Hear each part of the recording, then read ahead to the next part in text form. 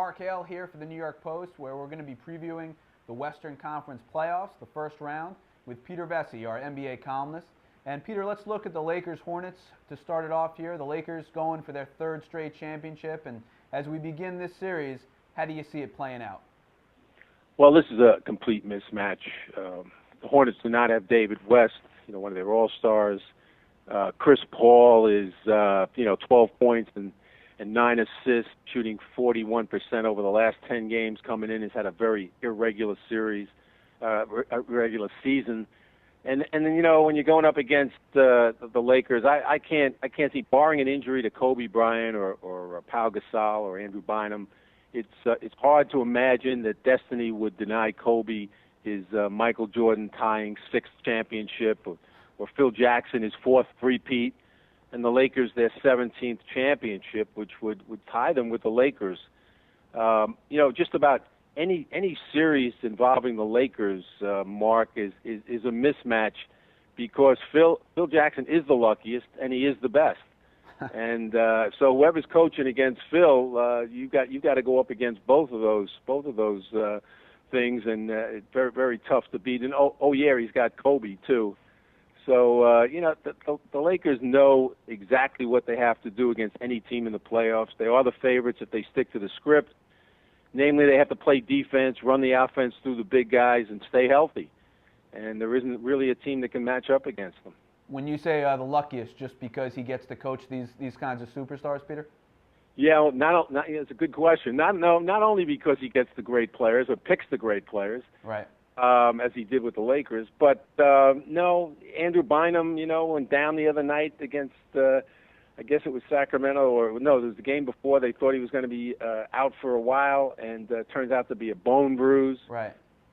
So it's just stuff like that that's it just always seems to fall his way. He's blessed, yeah. Peter, if you mentioned David West, if David West were healthy and if David West were playing, do you think this is a different series, or would the Lakers steamroll New Orleans no matter what? It would be a different game. It would be a different series.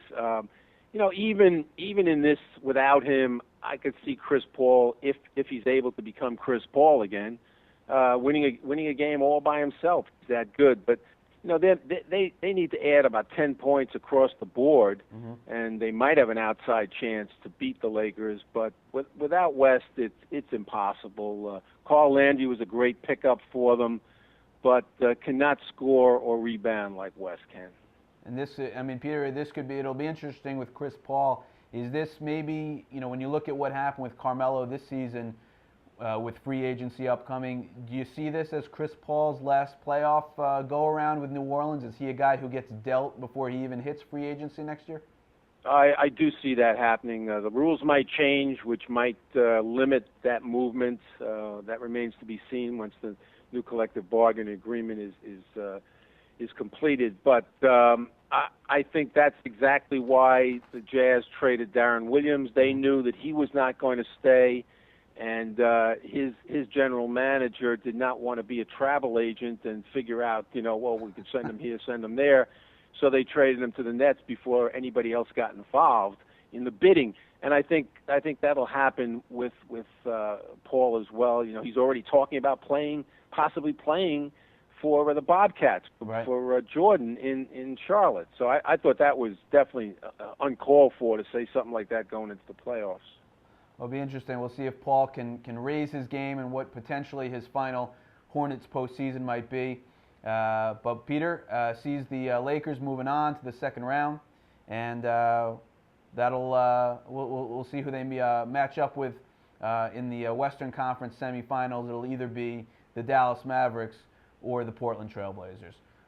For New York Post, I'm Mark Hale.